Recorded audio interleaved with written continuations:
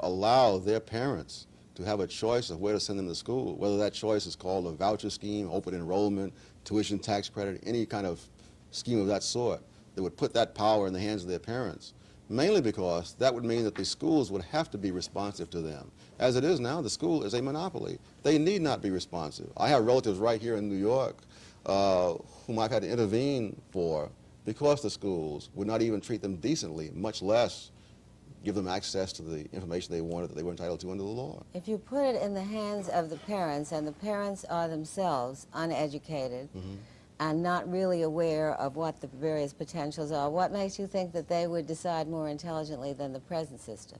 I think, again, history.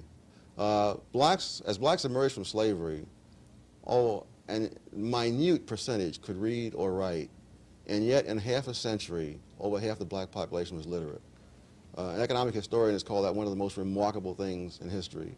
If you look back to the era prior to the Civil War, when there were free blacks, about 500,000 in the United States, they not only were not allowed in the public schools, they were in some states forbidden even to send their children to private schools and had to do so clandestinely.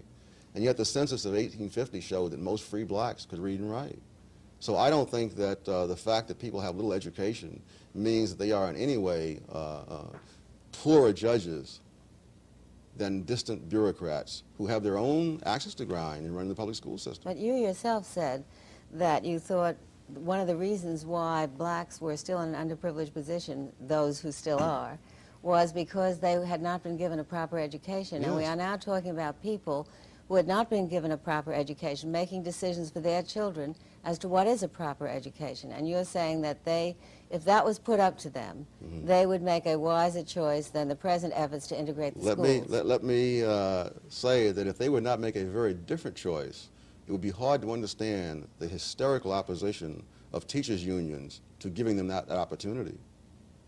Well, I have no comment on that, but I would like to know how Bill feels about improving educational opportunities. I believe with Dr. Sowell that the voucher system obviously encourages parents to use the same kind of selectivity that's available to parents who have enough money to send their children to private schools, and that to give a versatility of choice, a flexibility of choice to parents of poor children, the same versatility that is given to parents of wealthier children, is obviously desirable.